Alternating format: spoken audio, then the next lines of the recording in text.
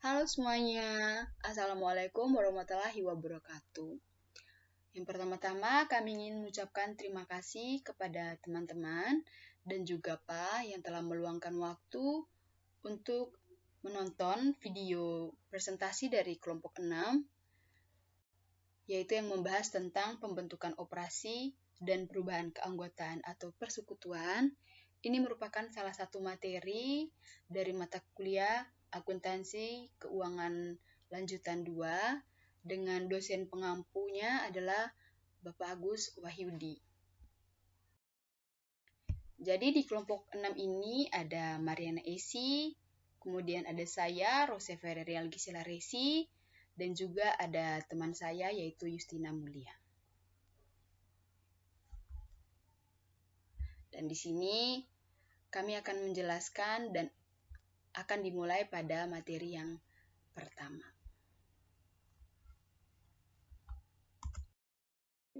Baik, yang pertama di sini kami akan menjelaskan tentang pengertian persekutuan.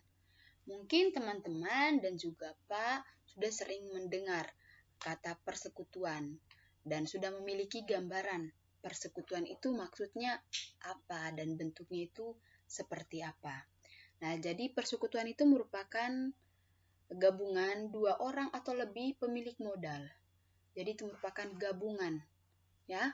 Misalnya saya bergabung dengan Eci dan juga Angel untuk membangun suatu usaha. Nah, persekutuan ini merupakan bentuk usaha yang sangat populer karena mudah dalam pendiriannya dan memungkinkan beberapa individu untuk menggabungkan bakat dan kemampuan mereka dalam suatu usaha tertentu. Misalnya kita, anak-anak akuntansi, ingin membangun konsultan pajak. Nah, ada tuh mahasiswa yang memang fasih dalam akuntansi. Ada tuh mahasiswa yang memang fasih dalam pajak.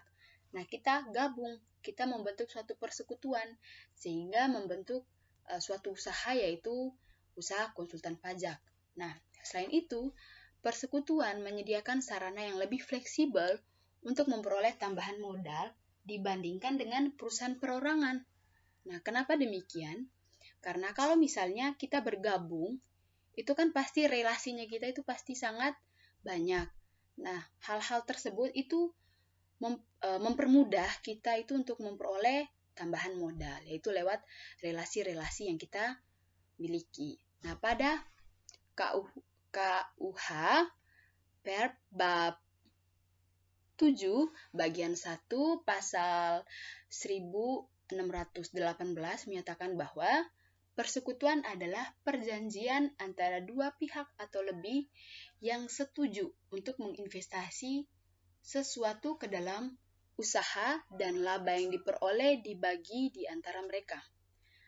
Nah, jadi demikian. Oke, yang berikut. Nah, ini ada sifat-sifat entitas persekutuan. Oke, di sini ada 5 sifat. Yang pertama itu ada keputusan bersama, kemudian transparansi, tanggung jawab tak terbatas, yang berikut ada memiliki kepentingan dalam persekutuan, dan yang terakhir itu berpartisipasi dalam pembagian laba. Untuk keputusan bersama, jadi dalam persekutuan itu keputusan itu diambil secara bersama-sama. Walaupun nih si investor satu berada di daerahnya di daerah luar, misalnya ada perusahaannya di Labuan Bajo, tapi investornya ada di Ruteng misalnya. Nah, untuk keputusan yang kantor yang ada di Labuan Bajo itu tetap mengambil juga keputusan dari si investor atau pemegang saham yang berada di luar Labuan Bajo. Kemudian transparansi. Semua keputusan yang diambil ataupun semua operasional yang ada di suatu usaha dalam persekutuan itu bersifat sangat transparansi. Yang ketiga, tanggung jawab tak terbatas. Nah, kenapa tanggung jawabnya tak terbatas? Karena setiap investor atau setiap anggota persekutuan itu memiliki tanggung jawab mereka terhadap persekutuan yang sudah mereka bangun. Sehingga tanggung jawabnya mereka itu tidak terbatas. Yang keempat, memiliki kepentingan dalam persekutuan. Ketika seseorang sudah melakukan investasi atau biasa disebut dengan investor dalam suatu persekutuan, berarti dia merupakan anggota dari persekutuan tersebut. Nah, dia itu memiliki kepentingan dalam persekutuan tersebut. Dan yang terakhir adalah berpartisipasi dalam pembagian laba.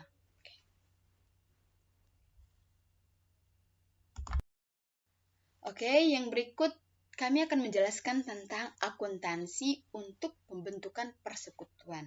Mungkin teman-teman akan bertanya, kenapa ada akuntansinya dalam pembentukan persekutuan? Mungkin saja kalau teman-teman bertanya ya. Jadi akuntansi itu sangatlah penting dalam pembentukan sebuah persekutuan. Nah, pada saat pendirian persekutuan, sangatlah penting melakukan penilaian yang tepat terhadap aset-aset selain kas dan kewajiban yang disetorkan oleh masing-masing sekutu. Setiap kontribusi dari sekutu itu akan menjadi kekayaan persekutuan dan dimiliki secara bersama-sama. Nah, persekutuan itu harus dapat memisahkan secara jelas antara kontribusi sebagai modal dan kontribusi sebagai pinjaman yang diberikan kepada persekutuan. Nah, di akuntansi ini nanti, itu semua itu akan dicatat dan akan dinilai. Kan tidak semua hal itu akan kontribusinya sebagai modal. Ada juga yang betul-betul hanya memberikan pinjaman gitu kepada persekutuan. Nah, di sini ada dua, yaitu ada pencatatan investasi sekutu, dan yang berikut ada penggabungan perusahaan perseorangan menjadi persekutuan. Oke, yang kita bahas pertama adalah tentang pencatatan investasi sekutu. Nah, investasi para sekutu dalam berbagai bentuk dan wujudnya dicatat berdasarkan jumlah yang disepakati oleh para sekutu dalam persekutuan yang dinyatakan sebagai modal persekutuan. Misalnya mau membangun usaha, itu terdiri dari 3 orang. Nah, kemudian disepakati, misalnya setiap orang itu modalnya berupa uang tunai, berapa per orang. Entah itu 100 juta per orang, atau berapa per orang, atau apakah tiap orangnya itu bisa berbeda-beda, baik uang tunai ataupun aset yang dia miliki. Untuk penggabungan perusahaan perseorangan menjadi persekutuan, itu akan lebih jelas lagi dijelaskan oleh teman saya yang berikutnya adalah Mariana Esi, akan lebih detail lagi dijelaskan oleh Mariana Esi tentang penggabungan perusahaan perseorangan menjadi persekutuan itu bagaimana dan contoh laporannya itu akan seperti apa. Baik, terima kasih. Perkenalkan, nama saya Mariana Esi. Di sini saya akan melanjutkan penjelasan dari Kakak Feni tentang akuntansi untuk pembentukan persekutuan, di mana itu terdiri dari 2 contoh pencatatan. Yang pertama itu pencatatan investasi sekutu, terus yang kedua itu penggabungan perusahaan perseorangan menjadi persekutuan, di mana penggabungan perusahaan perseorangan menjadi persekutuan itu terdiri dari 2 metode. Yang pertama itu meneruskan pembukuan salah seorang sekutu. Nah, dalam metode ini, pembukuan yang telah ada dalam perusahaan perseorangan akan diteruskan oleh salah satu anggota atau sekutu yang terlibat dalam persekutuan. Artinya, laporan-laporan atau buku-buku akuntansi yang digunakan dalam perusahaan perseorangan akan tetap dipertahankan dan digunakan dalam entitas persekutuan yang baru. Nah, pada saat penggabungan, data dan catatan akuntansi dari perusahaan perseorangan akan dialihkan ke dalam sistem pembukuan yang baru, yang mencakup kontribusi dan alokasi laba rugi bagi masing-masing anggota persekutuan. Terus yang kedua itu membentuk pembukuan yang baru, di mana metode ini melibatkan pembuatan pembukuan yang baru untuk entitas persekutuan yang terbentuk. Nah, dalam hal ini, semua data dan catatan akuntansi dari perusahaan perseorangan akan diarsipkan atau dicatat sebagai referensi sejarah. Nah, tetapi laporan-laporan atau buku-buku akuntansi yang baru akan disusun untuk mencerminkan operasi dan transaksi keuangan persekutuan dalam pembukuan yang baru. Akan ada pencatatan yang membedakan kontribusi modal, alokasi laba rugi, dan hak anggota dalam entitas persekutuan. Nah, untuk kedua metode pembukuan ini itu memiliki kelebihan dan kekurangannya masing-masing. Maka dari itu, pilihan metode tergantung pada kebutuhan dan preferensi anggota persekutuan serta pertimbangan hukum dan perpajakan yang berlaku di wilayah yang bersangkutan. Nah, pentingnya untuk bekerja sama dengan profesional akuntansi atau konsultan keuangan yang berpengalaman untuk memilih metode yang paling sesuai itu dan menjalankan proses penggabungan dengan benar agar akuntansi dan pelaporan keuangannya itu dapat dilakukan secara efisien atau efektif dalam entitas persekutuan yang baru terbentuk. Nah, untuk selanjutnya itu contoh kasus. Seperti yang ada pada slide ini, di mana Ari dan Riri itu mendirikan sebuah persekutuan, di mana sebelumnya Ari sudah menjalankan perusahaan perseorangan dan akan dilanjutkan dalam persekutuan Ari dan Riri. Sedangkan Riri menginvestasikan uang kas sebesar 25 juta ke dalam persekutuan. Nah, neraca perusahaan Ari sebelum dibentuknya persekutuan itu sebagai berikut. Inilah contoh neraca dari perusahaan Ari pada tahun 2020, di mana aktiva itu terdiri dari kas sebesar 16.200.000, piutangnya itu 20 juta, cadangan kerugian piutangnya itu 1.200.000, persediaan barang dagangnya itu 21.400.000, perlengkapannya itu 1.600.000, peralatan 12 juta, akumulasi penyusutan peralatannya itu 5.600.000. Nah, total aktifanya itu 60.400.000. Nah, untuk pasifanya itu terdiri dari hutang usahanya itu 24 juta, modal arinya itu 40.400.000, dan total pasifanya itu 64.400.000. Nah, yang berikut ini itu di mana dalam persekutuan itu disepakati oleh Ari dan Riri bahwa semua uang kas di perusahaan diambil oleh Ari, di mana piutang usahanya itu sebesar 1 juta dihapuskan. Nah, kalau misalnya 1 juta dihapuskan seperti yang ada pada neraca perusahaan Ari tadi, bahwa piutang usahanya itu sebesar 20 juta. Nah, jika 1 jutanya itu dihapuskan, berarti sisa piutang usahanya itu 19 juta. Dan cadangan kerugian piutang usahanya itu ditetapkan 4% dari sisa piutang. Terus yang kedua itu persediaan barang dagang ditetapkan berdasarkan nilai pasarnya, yaitu sebesar 26.600.000. Terus yang ketiga, peralatan diakui sebesar nilai wajarnya saja, yaitu 7.500.000. Berarti atas nilai penggantian 15 juta yang telah disusutkan 50%. Terus yang keempat itu disepakati goodwill untuk Ari atas kegiatan perusahaannya selama ini itu sebesar 10 juta.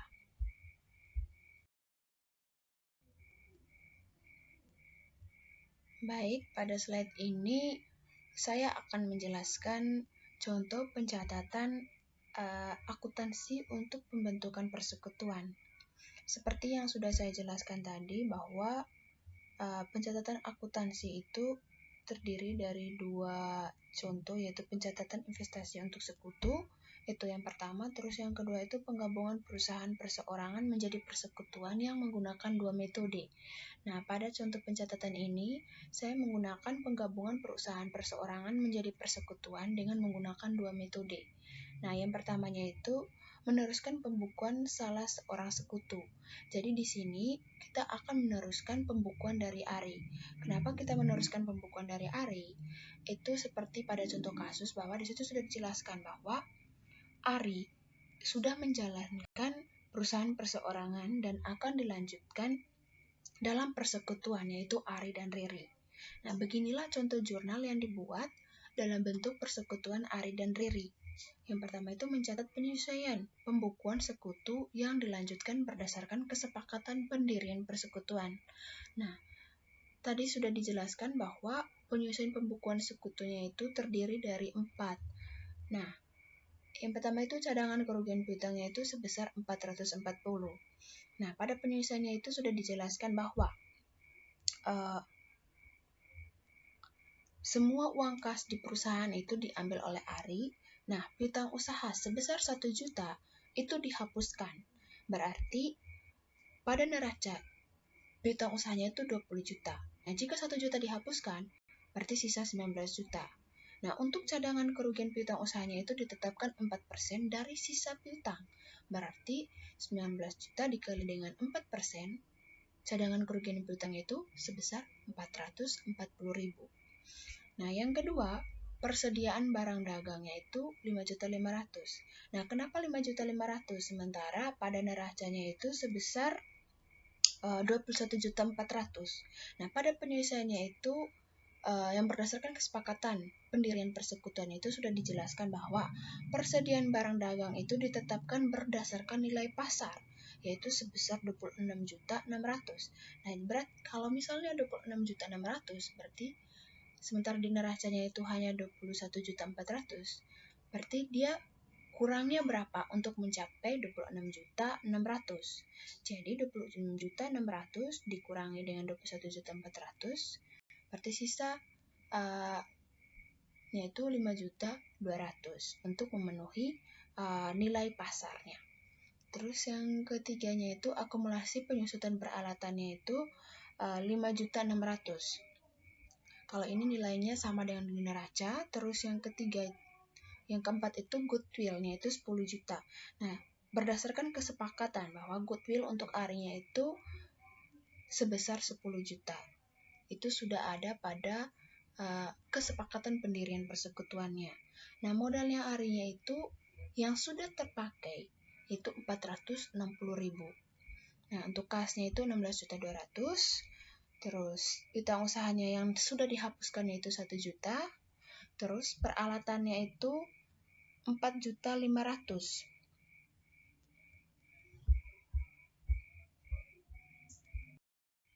Kenapa peralatannya itu 4.500.000 sementara pada neracanya itu 12 juta?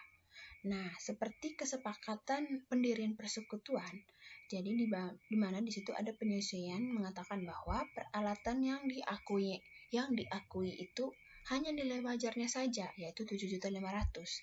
Jadi 12 juta dikurangi 7.500.000 hasilnya 4.500.000.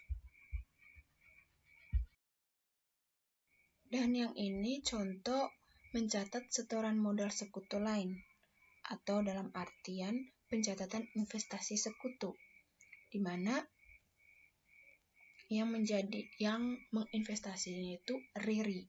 Dia menginvestasi sebesar 25 juta seperti pada contoh kasus yang sudah dijelaskan pada slide sebelumnya.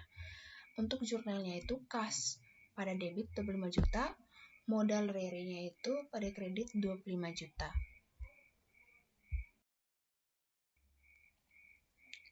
Dan metode yang keduanya itu membentuk pembukuan baru, di mana jurnal yang diperlukan untuk mencatat pembentukan persekutuan Ari dan Riri itu seperti yang ada pada slide ini, di mana piutang usahanya itu pada debit 19 juta. Nah, teman-teman, seperti yang sudah saya jelaskan sebelumnya bahwa piutang usaha pada neracanya itu 20 juta. Nah, terdapat penyesuaian bahwa piutang usaha sebesar 1 juta itu dihapuskan. Berarti 20 juta dikurangi 1 juta, sisa piutangnya itu 19 juta. Terus yang kedua, persediaan barang dagangnya itu berdasarkan nilai pasarnya itu 26.600.000. Terus yang ketiga, perlengkapannya itu 1.600.000, peralatan 7.500.000. Nah, teman-teman pasti bertanya, kenapa peralatannya 7.500.000 sementara pada neracanya itu sebesar 12 juta? Jadi, dalam persekutuannya itu telah disepakati terdapat penyesuaian di mana peralatan yang diakui itu hanya nilai wajarnya saja, sebesar 7.500.000. Nah, goodwill berdasarkan kesepakatannya itu sebesar 10 juta. Terus, cadangan kerugian piutang pada kredit yaitu 760.000. Teman-teman pasti bertanya, kenapa cadangan kerugian piutangnya itu 760.000? Sementara pada neracanya itu sebesar 1.200.000. Terus, pada pencatatan penyusuan pembukuan sekutunya itu sebesar 440 pada kredit. Nah, jadi alasannya bahwa aktivanya itu tadi cadangan kerugian piutangnya itu sebesar 1.200.000 dan dikurangi dengan cadangan kerugian piutang pada debit yang ada pada pencatatan penyusuan pembukuan sekutu yang sebelumnya itu 440.000, jadi hasilnya itu 760.000. Terus hutang usahanya itu 24 juta dan modal arinya itu sisanya 39.940.000. Kenapa sisa 39 juta? Di mana modal yang ari yang sudah terpakainya itu sebesar 460.000. Jadi 40.400.000 dikurangi dengan 460.000, sisanya 39.940.000. Nah, untuk mencatat setoran modal sekutunya itu seperti inilah jurnalnya, di mana kas pada debit 25 juta, modal daripada debit 25 juta. Jadi, inilah contoh neraca persekutuan Ari dan Riri, di mana neraca persekutuan yang baru didirikan dengan melanjutkan pembukuan Ari atau membentuk pembukuan yang baru. Nah, di mana di sini aktivanya itu terdiri dari kas 25 juta, piutang 19 juta, cadangan kerugian piutangnya itu 760.000, persediaan barang dagang 26.600.000, perlengkapannya itu 1.600.000, peralatannya 7.500.000, terus goodwill-nya itu 10 juta. Jadi total aktivanya itu 88.490.000 rupiah. Nah, untuk pasifanya itu terdiri dari hutang usaha 24 juta, modalnya arinya itu 40.400.000, modalnya ririnya itu 25 juta, jadi total pasifanya itu 88.490.000. Baik, yang berikut itu tentang akuntansi untuk operasi. Nah, akuntansi untuk operasi itu merupakan proses pencatatan, kemudian pengukuran, pelaporan, serta analisis transaksi keuangan terkait dengan kegiatan operasional suatu perusahaan. Nah, tujuan dari akuntansi ini untuk apa? Yaitu untuk memberikan informasi, for information, yang akurat dan juga relevan mengenai hasil operasi perusahaan kepada pemangku kepentingan internal dan juga eksternal. Nah, internalnya itu siapa? Yaitu kita atau anggota-anggota dalam persekutuan. Eksternalnya siapa? Yaitu si investor-investor yang ingin melakukan investasi kepada perusahaan kita. Mungkin teman-teman bertanya, untuk apa dicatat? Gitu. Nah, itu merupakan suatu bukti untuk kita agar suatu waktu apabila ada dilakukan pemeriksaan atau auditing, kita memiliki bukti yang kuat terhadap operasional perusahaan kita. Nah, ada beberapa aspek penting dalam akuntansi untuk operasi. Nah, itu yang pertama ada namanya pencatatan transaksi, yang dimana setiap transaksi keuangan yang terjadi dalam operasi perusahaan itu harus dicatat dengan tepat dan lengkap. Nah, hal ini meliputi adanya pencatatan pendapatan dari penjualan produk atau jasa, kemudian biaya produksi, pembelian persediaan, gaji dan upah karyawan, dan transaksi-transaksi operasional lainnya. Nah, pencatatan ini itu dapat dilakukan menggunakan sistem akuntansi berbasis komputer atau manual. Jadi, si persekutuan itu bisa memilih apakah dia ingin menggunakan akuntansi berbasis komputer atau menggunakan yang manual. Nah, yang berikut ada pengukuran pendapatan dan juga biaya. Pendapatan dan biaya yang terkait dengan operasi perusahaan harus diukur dengan akurat. Pendapatan harus diakui ketika layanan atau produk telah sampai atau diserahkan kepada pelanggan dan diharapkan akan menghasilkan manfaat ekonomi di masa depan. Kemudian ada biaya produksi, ada biaya overhead pabrik, biaya penjualan, biaya operasional lainnya yang harus diukur secara tepat dan dialokasikan sesuai dengan metode akuntansi yang sesuai, yang dimana sesuai dengan metode akuntansi apa yang digunakan oleh persekutuan yang kita miliki. Kemudian ada laporan keuangan. Ya, laporan keuangan seperti laporan laba rugi, kemudian neraca, dan laporan arus kas itu harus disiapkan secara berkala untuk menggambarkan hasil operasi perusahaan. Laporan ini tuh memberikan gambaran tentang pendapatan, biaya, laba, dan juga arus kas yang dihasilkan dari operasional bisnis. Laporan keuangan ini juga bisa digunakan untuk menganalisis kinerja keuangan perusahaan dan membuat keputusan berkaitan dengan operasional. Ini bisa kita jadikan sebagai suatu bukti kepada investor bahwa perusahaan kita itu begini loh. Perusahaan kita misalnya baik. Oke, dari laporan keuangan yang kita miliki, si investor nanti dapat menilai. Even walaupun dia tidak datang langsung ke perusahaan kita, tapi dengan melihat laporan-laporan keuangan yang kita miliki, dia sudah bisa menilai, oke, perusahaan atau persekutuan ini itu dia misalnya sangat baik atau cukup baik atau bahkan juga sangat tidak baik. Itu tergantung pada pencatatan-pencatatan yang kita lakukan. Jadi sangat penting untuk mencatat semua, baik itu pengeluaran ataupun pemasukan yang diperoleh dari perusahaan kita.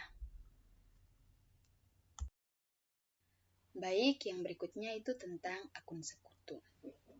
Nah, dalam suatu persekutuan, setiap anggota sekutu itu memiliki akun sekutu. Nah, untuk apa mereka menggunakan akun sekutu? Nah, akun sekutu itu digunakan untuk mencatat transaksi keuangan yang terkait dengan partisipasi mereka dalam entitas tersebut. Jadi, setiap partisipasi mereka itu akan dicatat pada setiap akun sekutu yang mereka miliki. Di sini ada akun-akun sekutu yang umumnya digunakan. Yang pertama itu ada akun sekutu modal atau Partners Capital Account.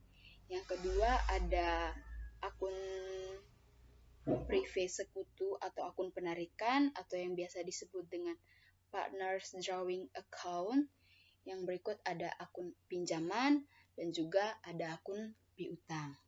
Kalau dari nama-namanya pasti teman-teman sudah mengetahui nih. Akun modal otomatis akan mencatat tentang modal yang diserahkan oleh setiap anggota sekutu.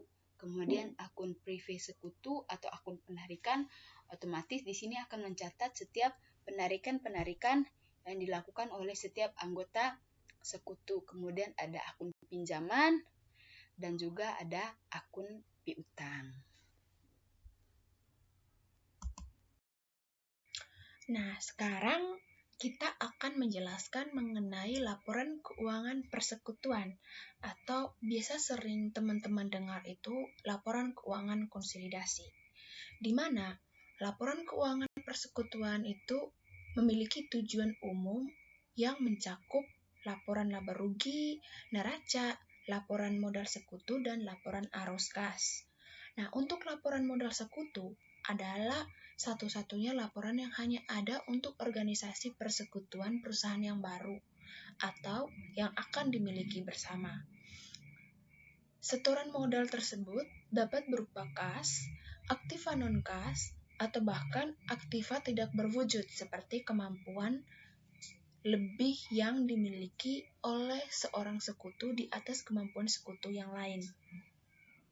Nah, bila aktiva berupa non-kas, maka penilaian besarnya modal harus dengan persetujuan masing-masing sekutu agar mendapatkan nilai yang wajar dan memenuhi prinsip keadilan, sehingga biasanya digunakan nilai pasarnya yang wajar. Nah, untuk penurunan nilai aktivanya juga harus ditetapkan secara bersama. Nah, seperti inilah contoh laporan perhitungan laba rugi. Jadi teman-teman bisa lihat sendiri, dan saya yakin teman-teman sudah tahu bagaimana laporan laba rugi. Terus, inilah contoh laporan perubahan modal serta neraca. Dan teman-teman sudah tahu bagaimana contoh laporan perubahan modal serta neraca. Jadi seperti inilah contohnya.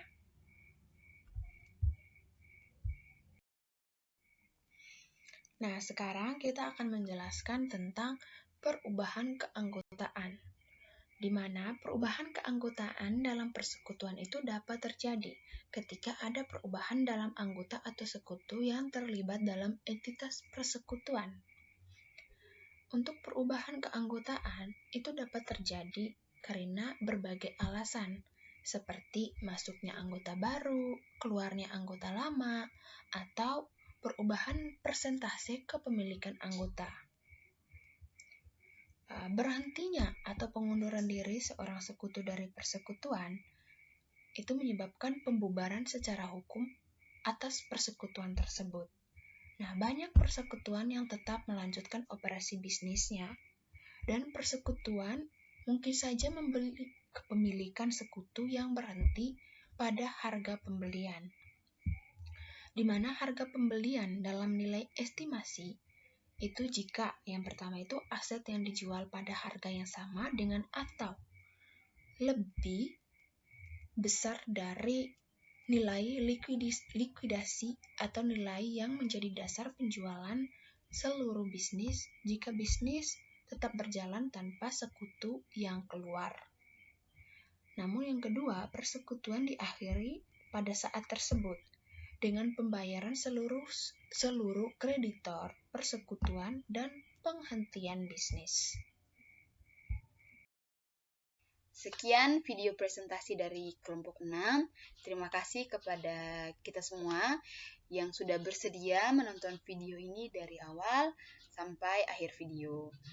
Kami dari kelompok 6 menyadari bahwa video yang kami paparkan ini mungkin sangat kurang. Jadi kami mohon kritikan, kemudian saran dari teman-teman, dan apabila ada teman-teman yang masih kurang mengerti terhadap video penjelasan atau video materi yang kami sampaikan, teman-teman bisa mengajukan pertanyaan, dan kami berharap juga video ini dapat membantu mengedukasi kepada teman-teman semua. Sekian dari kami, kurang dan lebihnya kami mohon maaf. Terima kasih. Sampai ketemu lagi di video-video materi berikutnya. Dadah!